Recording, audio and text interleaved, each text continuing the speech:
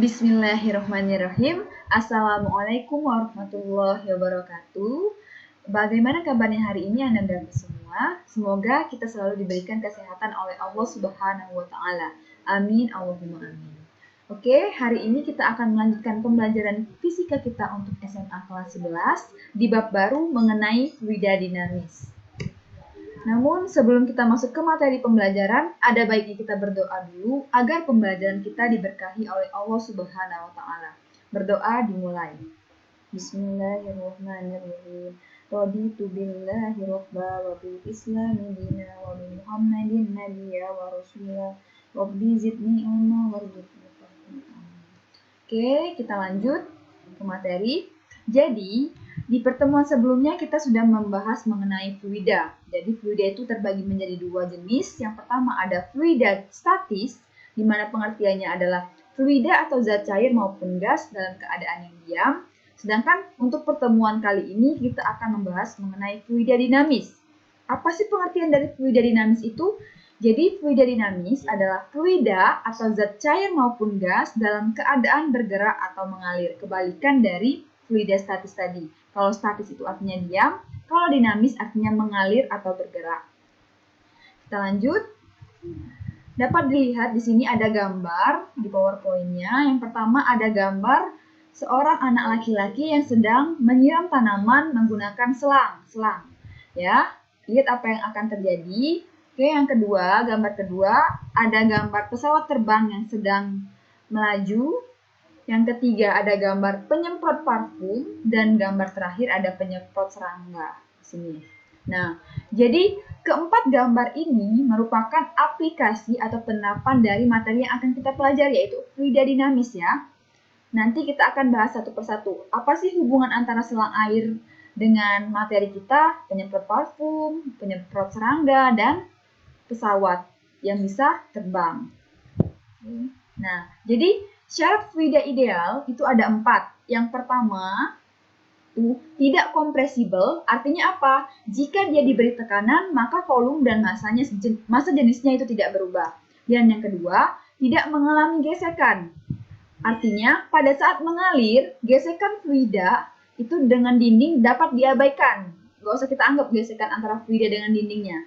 Yang ketiga, alirannya laminer, di mana tiap paket fluida itu memiliki arah aliran tertentu dan tidak terjadi turbulensi atau pusaran. Oke, yang keempat, alirannya tuna atau steady, di mana aliran fluida itu memiliki kecepatan yang konstan terhadap waktu. Next, ke jenis-jenis aliran fluida itu ada 2. Dapat dilihat di sini ada gambar air terjun. Di air terjun itu, pada saat dia ada air yang di bagian ini, itu alirannya berbentuk laminer atau lurus. Sedangkan yang di bawah, setelah dia turun ke bawah, itu alirannya berbentuk turbulen. Apa sih turbulen? Di sini dapat dilihat, di sini turbulen artinya pusaran-pusaran. Jadi penjelasannya, yang pertama ada aliran laminer atau lurus. Tuh, seperti gambar ini, gambar aliran laminer atau lurus itu. Nah, ciri-cirinya apa pada aliran laminer ini? Yang pertama, partikel-partikel zat cair bergerak secara teratur atau mengikuti lintasan yang saling sejajar. Dan yang kedua, terjadi pada aliran fluida dengan kecepatan rendah. Jadi aliran laminer ini terjadi pada aliran fluida dengan kecepatan rendah. Yang kedua, itu ada aliran turbulen atau pusaran. Di sini seperti ini gambarnya, aliran turbulen itu apa saja ciri-cirinya? Yang pertama, partikel-partikel zat cair bergerak tidak teratur. Yang kedua, aliran ini ditandai dengan adanya pusaran-pusaran air atau vortex atau turbulen dan terjadi jika kecepatan aliran fluida itu tinggi. Kebalikan dari aliran laminer tadi pada kecepatan rendah. Oke, kita lanjut ke besaran-besaran yang ada pada fluida dinamis. Yang pertama ada debit fluida. Dapat dilihat di sini ada gambar bak mandi. Nah, kita misalkan Ananda diminta oleh bundanya untuk mengisi ember melalui keran air sampai penuh. Nah, yang ada di dalam benak kalian pasti berapa lama sih waktu yang dibutuhkan untuk mengisi bak mandi ini agar terisi penuh oleh air itu kan? Nah, jadi hal tersebut itu merupakan yang berhubungan dengan debit fluida atau debit aliran. Jadi apa sih pengertian dari debit itu? Debit adalah besaran yang menyatakan volume fluida yang mengalir melalui suatu penampang dalam waktu tertentu.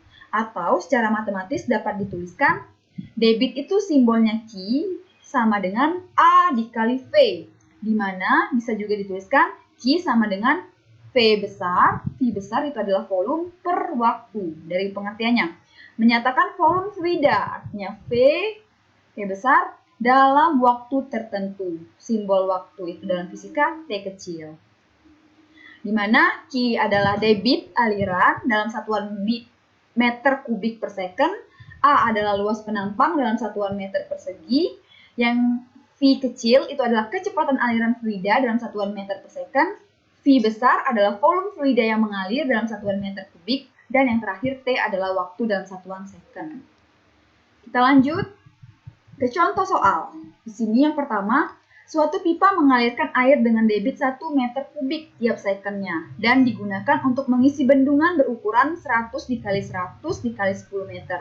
Hitunglah waktu yang dibutuhkan untuk mengisi bendungan itu sampai penuh. Jadi di sini penyelesaiannya diketahui debit 1 meter kubik itu adalah Q besar sama dengan 1 meter kubik tiap secondnya per second. Pi-nya 10 pangkat 5 meter kubik di sini, karena bendungannya berukuran 100 dikali 100 dikali 10 meter, berarti volumenya panjang dikali lebar dikali tinggi, maka V-nya dapat 10 pangkat 5 meter kubik. Yang ditanya waktu, T berarti.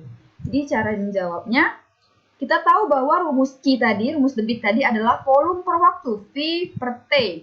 Kalau misalkan ditanya T, berarti rumusnya menjadi V per Q. Jadi T sama dengan V per Q, V besar volume per Q to the bit. Tadi V-nya adalah 10 pangkat 5 meter kubik dan Q-nya 1 meter kubik per second. Maka didapat T-nya adalah 10 pangkat 5 second. Jadi waktu yang dibutuhkan untuk mengisi bendungan itu sampai penuh adalah 10 pangkat 5 second. Itu untuk contoh soal pertama mengenai debit aliran.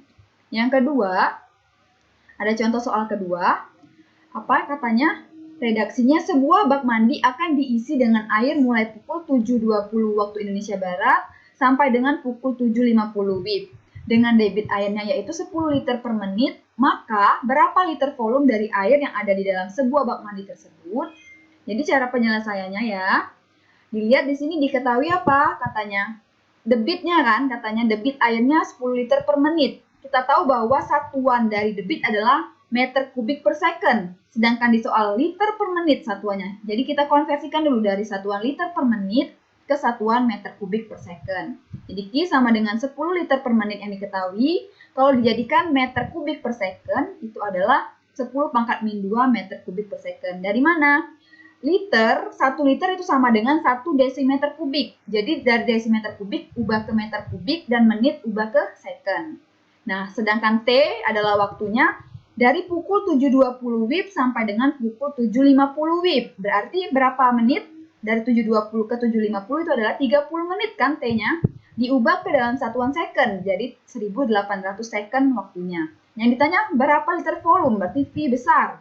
Cara menjawabnya, kita tahu persamaan untuk debit aliran adalah Q sama dengan V per T. Q besar ya, volume, bukan kecepatan.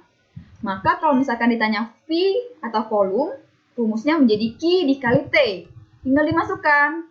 Sudah diketahui semua Q, T-nya ada. V sama dengan Q dikali T. Maka V sama dengan Q-nya tadi 10 pangkat min 2 meter kubik per second dikalikan T-nya 1.800 second atau sama saja 1,8 dikali 10 pangkat 3 second. Maka dapatlah volumenya adalah 1,8 dikali 10 pangkat 1 meter kubik atau setara dengan 18 meter kubik. Jadi, kesimpulannya volume dari air yang ada di dalam sebuah bak mandi adalah 18 meter kubik. Oke, next. Tadi sudah Bunda berikan contoh soal mengenai materi debit aliran atau debit fluida. Sekarang Bunda minta kalian untuk mengerjakan tugas mandiri. Di sini ada dua contoh soal tentang materi debit aliran atau debit fluida tadi. Silakan kalian pahami lagi contoh-contoh soal yang sudah Bunda berikan di slide sebelumnya. Lalu kerjakan soal atau tugas mandiri ini di buku latihannya. Kalau sudah selesai, silakan difoto, lalu dikirimkan ke Google Classroom. Next, kita masuk ke materi. Di sini ada gambar. Gambar pertama itu ada seorang bapak yang sedang memegang selang air. Lalu lihat kondisi airnya gimana pada saat bapak ini memegang selangnya tidak diapa-apakan. Kondisi airnya seperti ini ya, Nak ya. Oke, kondisi kedua, ada tangan seseorang yang sedang memegang selang air, tapi di bagian ujungnya itu diberikan tekanan. Lalu lihat apa yang terjadi. Pancaran airnya lebih deras dibandingkan dengan selang yang tidak diberikan tekanan atau yang tidak diberi perlakuan apa-apa. Nah, mengapa sih peristiwa pada saat kita diberi tekanan pada ujung selang itu pancaran airnya lebih deras daripada yang tidak diberi perlakuan apa-apa? Mengapa itu bisa terjadi? Nah, jadi peristiwa tadi itu merupakan salah satu aplikasi dari konsep persamaan kontinuitas. Kita lihat keadaan pertama, pada kondisi selang tidak ditutup oleh tangan, kalau misalkan ditanya jarak, itu adalah S1 karena keadaan 1, maka kita buat S1 sama dengan V1 dikali delta T. Lalu keadaan 2, selang ditutup oleh tangan, maka S2 sama dengan V2 dikali delta T. Ini. Nah, jumlah massa air yang mengalir baik pada keadaan 1 maupun keadaan 2 itu akan sama. Maka M1 bisa kita tulis sama dengan M2. Lalu dengan massa, kita tahu bahwa rumus Rho itu adalah M per V. Maka kalau misalkan ditanya M, rumusnya menjadi Rho dikali V. Kita ubah, kita substitusi ke persamaan yang ini ke M1 sama dengan M2, maka persamaannya menjadi Rho dikali V1 sama dengan Rho dikali V2. Masih dalam materi persamaan kontinuitas, untuk fluida ideal atau incompressible, maka Rho akan tetap. Jadi rumusnya V1 sama dengan V2. V itu adalah A1 dikali V1 dikali delta T sama dengan A2 dikali V2. V di sini kecepatan aliran karena V-nya V kecil. Dikalikan delta T.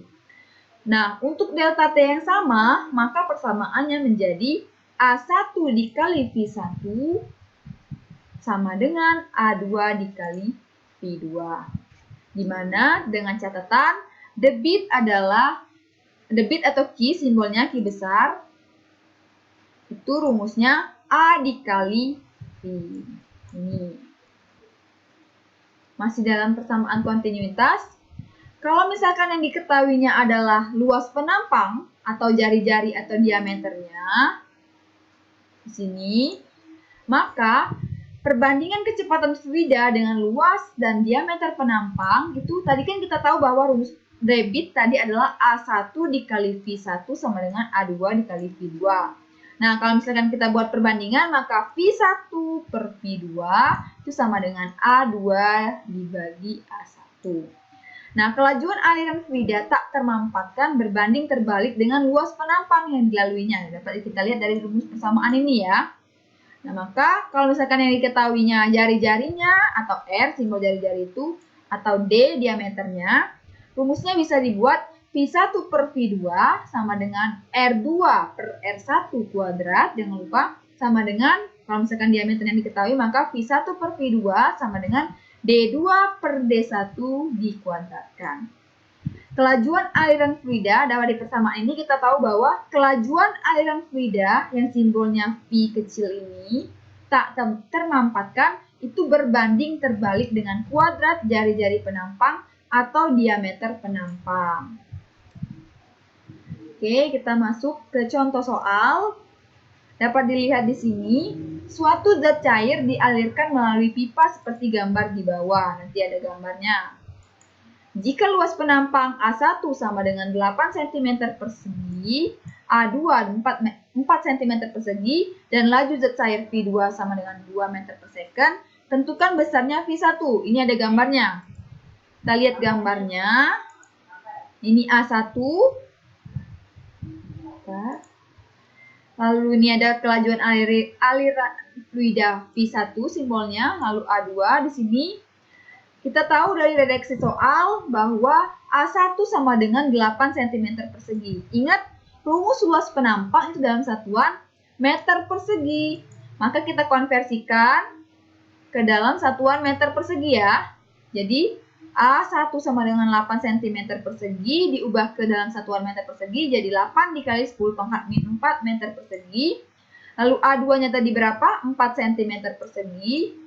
Kita konversikan ke dalam satuan meter persegi, maka 4 dikali 10 pangkat min 4 meter persegi. Lalu V2 adalah 2 meter per second. Yang ditanya apa? V1.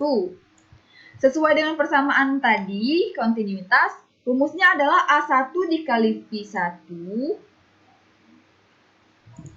sama dengan A2 dikali V2. Masukkan substitusi nilai yang ada diketahui di soal. A1 tadi 8 kali 10 pangkat min 4 meter persegi, dikali V1 yang ditanya, A2 4 kali 10 pangkat min 4 meter persegi, lalu V2-nya ada 2 meter per second. Kalau misalkan ditanya V1, maka yang bagian sisi kanan ini dibagi dengan sisi kiri. Jadi masukkan, dapatlah V1 sama dengan 1 meter per second. Itu besarnya V1 atau kelajuan aliran fluida pada keadaan pertama. Oke, lanjut.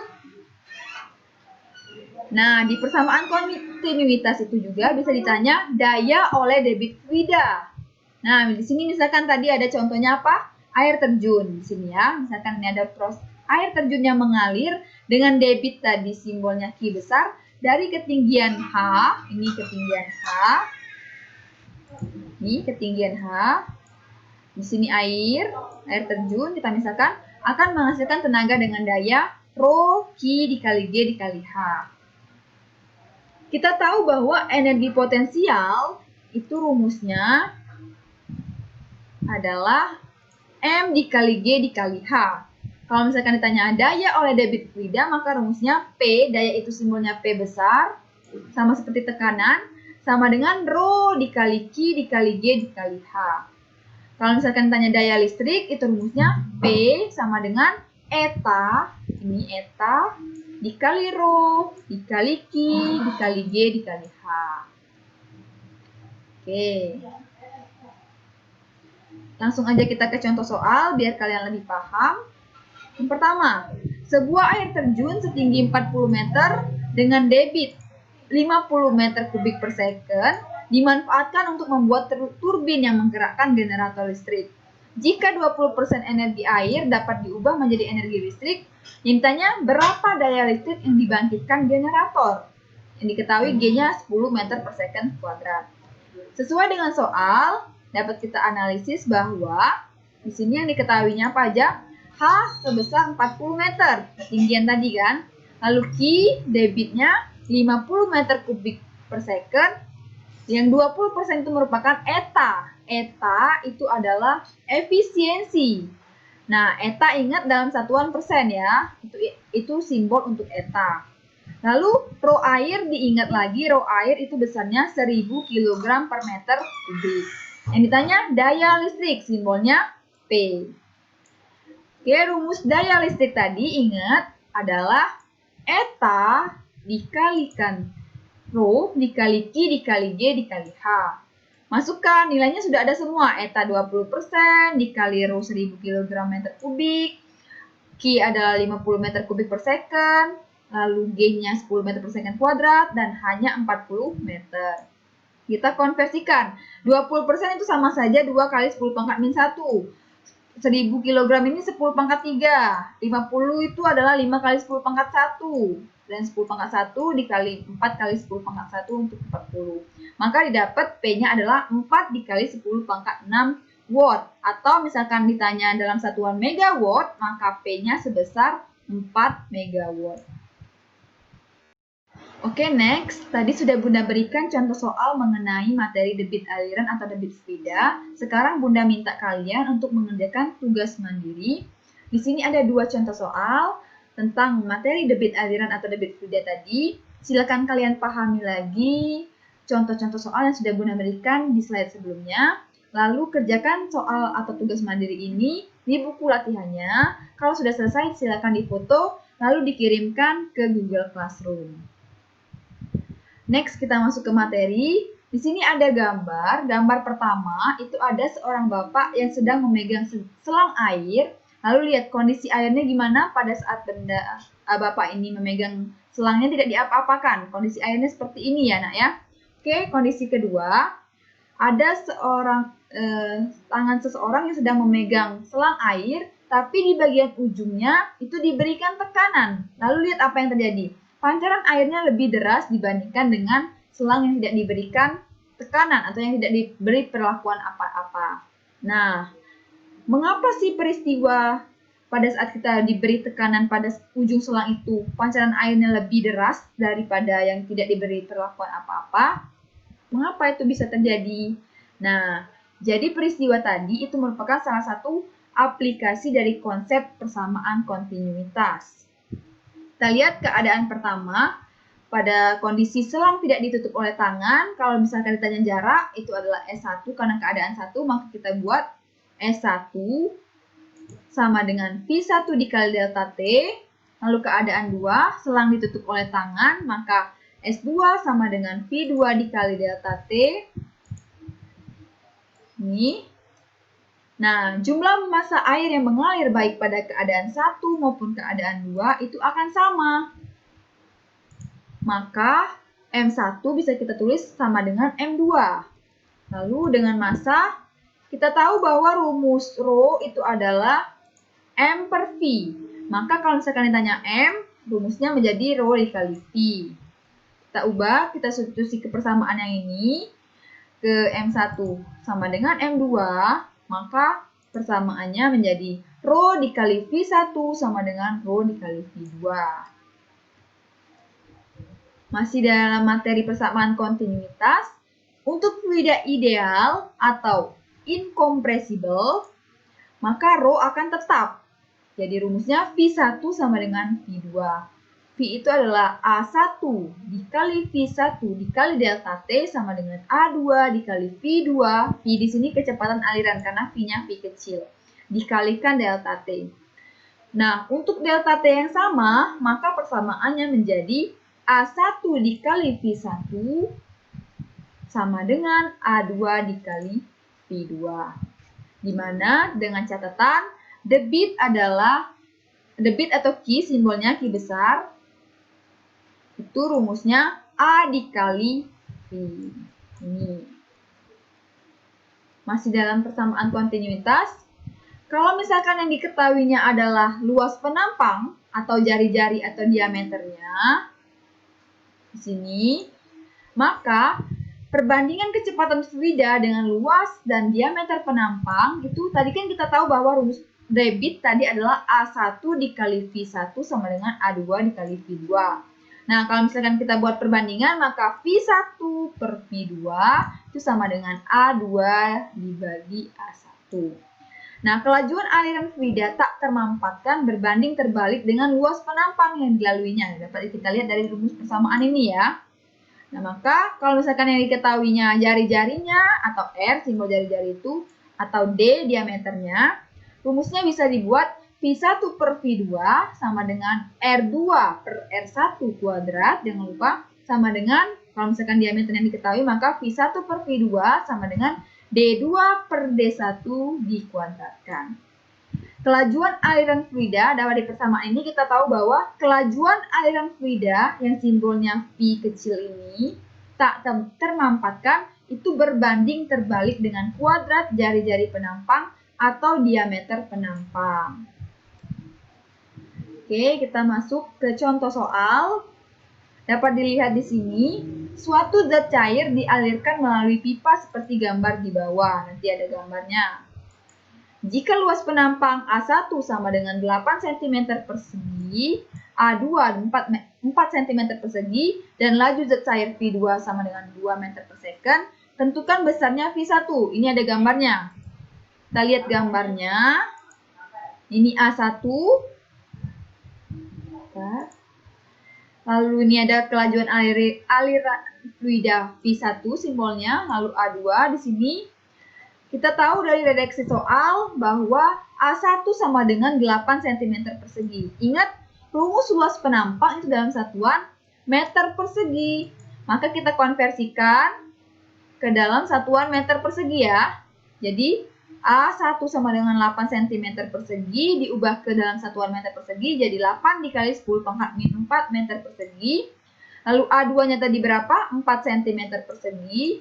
Kita konversikan ke dalam satuan meter persegi, maka 4 dikali 10 pangkat min 4 meter persegi. Lalu V2 adalah 2 meter per second. Yang ditanya apa? V1. Sesuai dengan persamaan tadi, kontinuitas, rumusnya adalah A1 dikali V1 sama dengan A2 dikali V2.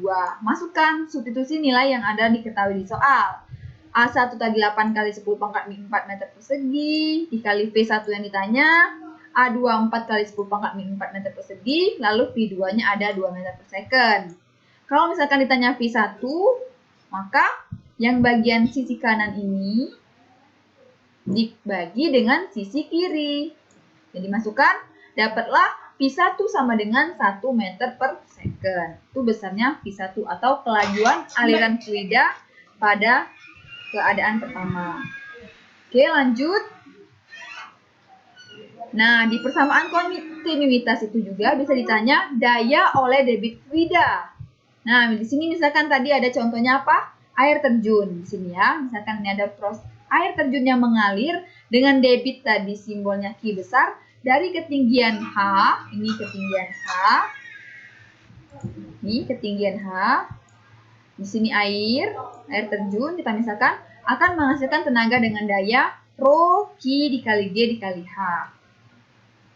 Kita tahu bahwa energi potensial itu rumusnya adalah M dikali G dikali H. Kalau misalkan ditanya daya oleh debit fluida, maka rumusnya P, daya itu simbolnya P besar, sama seperti tekanan, sama dengan Rho dikali Q dikali G dikali H.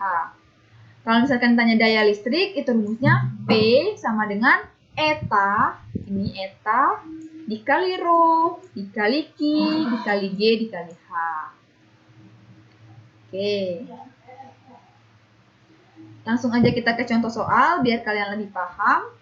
Yang pertama, sebuah air terjun setinggi 40 meter dengan debit 50 meter kubik per second dimanfaatkan untuk membuat turbin yang menggerakkan generator listrik. Jika 20% energi air dapat diubah menjadi energi listrik, yang ditanya berapa daya listrik yang dibangkitkan generator? Yang diketahui G-nya 10 meter per second kuadrat. Sesuai dengan soal, dapat kita analisis bahwa di sini yang diketahuinya apa aja? H sebesar 40 meter, ketinggian tadi kan. Lalu Q debitnya 50 meter kubik per second. Yang 20% itu merupakan eta. Eta itu adalah efisiensi. Nah, eta ingat dalam satuan persen ya. Itu simbol untuk eta. Lalu rho air diingat lagi, rho air itu besarnya 1000 kg per meter kubik. Yang ditanya daya listrik, simbolnya P. Oke, rumus daya listrik tadi ingat adalah eta dikalikan Rho dikali Q dikali G dikali H. Masukkan, nilainya sudah ada semua. Eta 20% dikali Rho 1000 kg meter kubik. Q adalah 50 meter kubik per second. Lalu G-nya 10 meter per second kuadrat dan hanya 40 meter. Kita konversikan. 20% itu sama saja 2 kali 10 pangkat min 1. 1000 kg ini 10 pangkat 3. 50 itu adalah 5 kali 10 pangkat 1. Dan 10 pangkat 1 dikali 4 kali 10 pangkat 1 untuk 40. Maka didapat P-nya adalah 4 dikali 10 pangkat 6 watt. Atau misalkan ditanya dalam satuan megawatt, maka P-nya sebesar 4 megawatt. Selanjutnya, nanti setelah kalian melihat video pembelajaran ini, kita akan adakan Zoom meeting atau video conference. Nah, nanti akan Bunda tunjukkan praktikum melalui simulasi lab virtual ya, Nak ya. Bunda kasih gambaran untuk simulasi lab virtual, itu gambarnya nanti seperti yang ada gambar ini. Nih, contoh gambar untuk simulasi kita nanti di Zoom meeting ya. Itu melalui PET Interactive Simulation. Selanjutnya ke materi persamaan Bernoulli atau azas Bernoulli. Jadi, di materi fluida dinamis ini kita mempelajari dua persamaan. Tadi yang pertama sudah kita pelajari mengenai persamaan kontinuitas, lalu yang kedua itu persamaan Bernoulli atau bisa juga disebut dengan azas Bernoulli atau ada juga orang yang menyebutnya hukum Bernoulli, itu sama saja. Gambarnya itu seperti yang ada di gambar PowerPoint ini. Di sini ada dua kondisi pada saat dia diameternya kecil, itu keadaan 1 kita misalkan. Lalu yang diameternya besar itu keadaan 2. Ya, ini diameter besar. Ada A1, ada luas penampangnya, ada ketinggiannya, lalu ada jaraknya, sama seperti yang di keadaan kedua. Jadi, hukum Bernoulli merupakan hukum yang berlandaskan kekekalan energi per unit volume pada aliran fluida. Nah, energi pada persamaan Bernoulli ini diubah menjadi tekanan. Ingat, jadi persamaan untuk Bernoulli nanti itu energi diubah ke dalam bentuk tekanan rumusnya nanti. Berkaitan ya nanti ya. Kita lihat di sini. Jadi bunyi hukum Bernoulli itu menyatakan bahwa jumlah tekanan, simbolnya P besar, energi kinetik per satuan volume, dan energi potensial per satuan volume memiliki nilai yang sama pada setiap titik sepanjang suatu garis arus. Kalau misalkan kita tulis secara matematis, jadi hukum Bernoulli itu adalah tekanan itu apa tadi? P besar. Terus energi kinetik per satuan volume berarti EK per V ini ditambah energi potensial per satuan volume, maka EP per V sama dengan konstan. Nah, ingat rumus energi kinetik dan energi potensial. Bahwa rumus untuk energi kinetik di sini jadi P plus rumus energi kinetik adalah setengah mv kuadrat. Itu energi kinetik. Per V volume jangan lupa.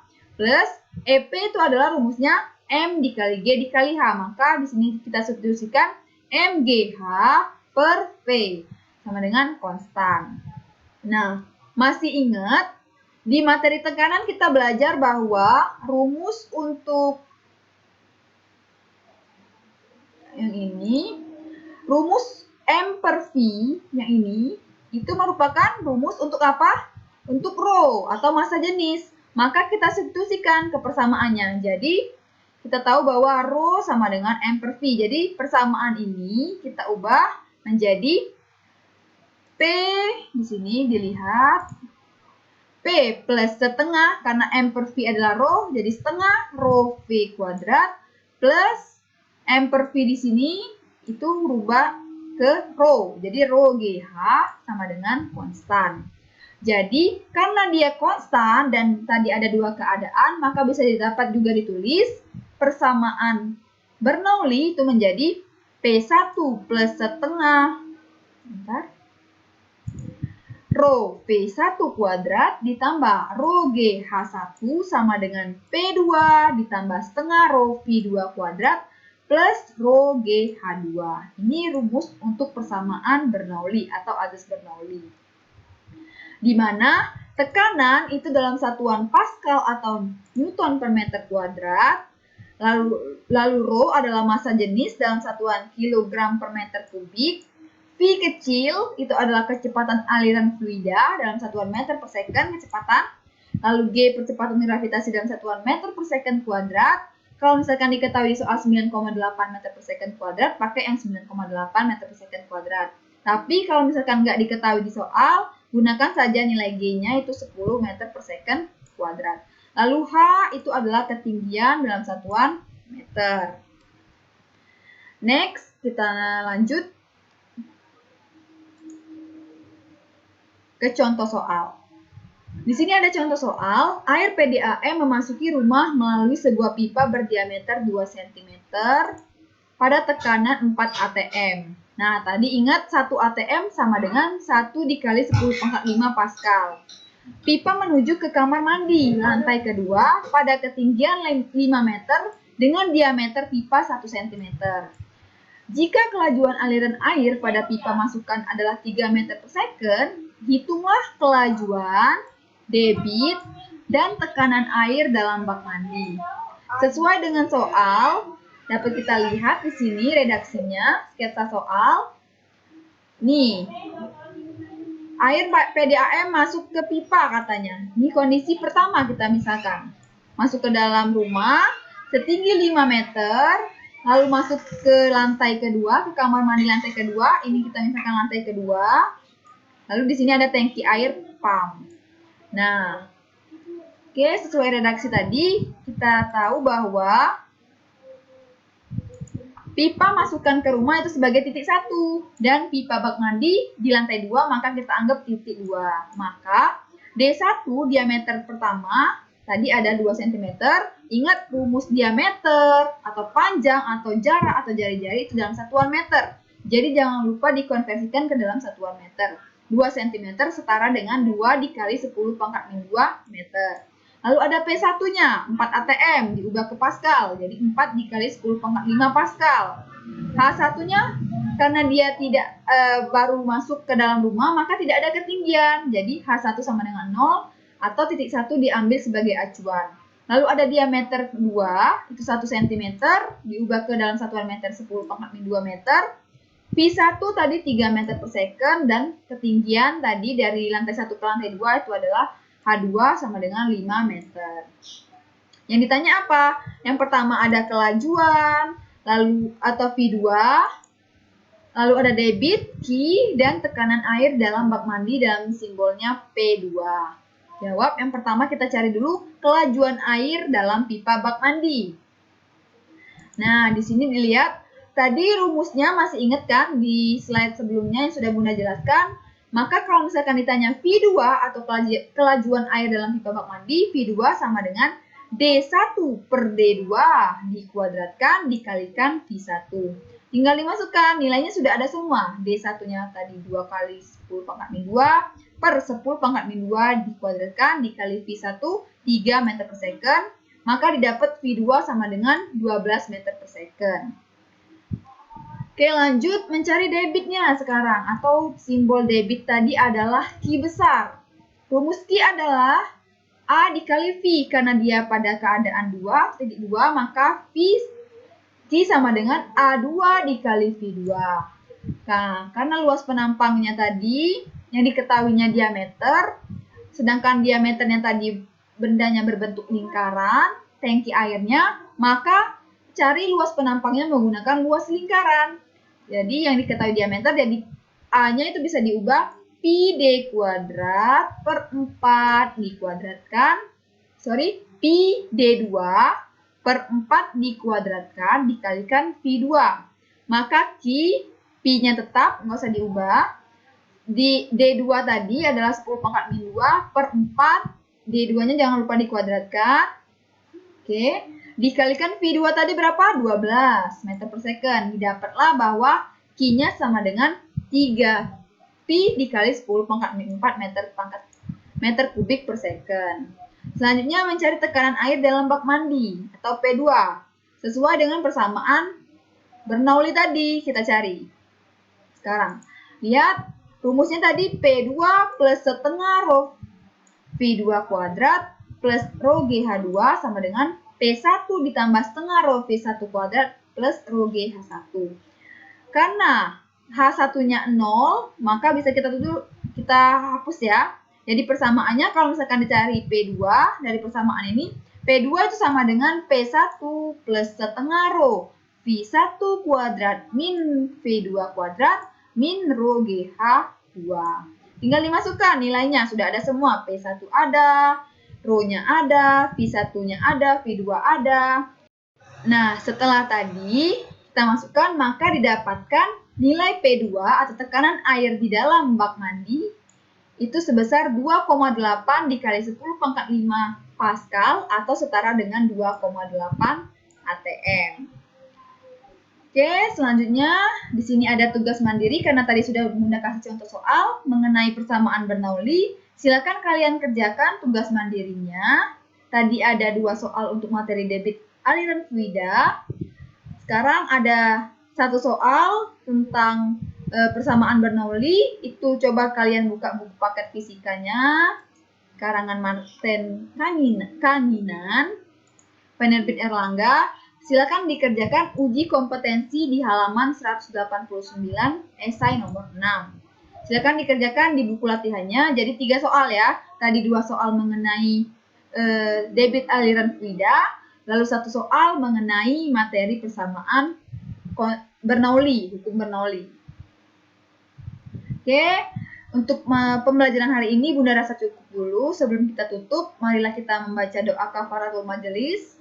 Subhanakallahumma wa bihamdika asyhadu an la ilaha illa anta astaghfiruka wa atubu ilaik. Oke. Bunda rasa cukup untuk pembelajaran kita hari ini. Semoga ilmu yang Bunda berikan dapat bermanfaat bagi kalian semua. Jangan lupa dipelajari lagi materinya dan jangan lupa dikumpulkan tugasnya. Sampai bertemu di Zoom meeting atau video conference setelah kalian menyaksikan video pembelajaran kali ini. Oke, Bunda tutup. Akhirul kalam. Wassalamualaikum warahmatullahi wabarakatuh.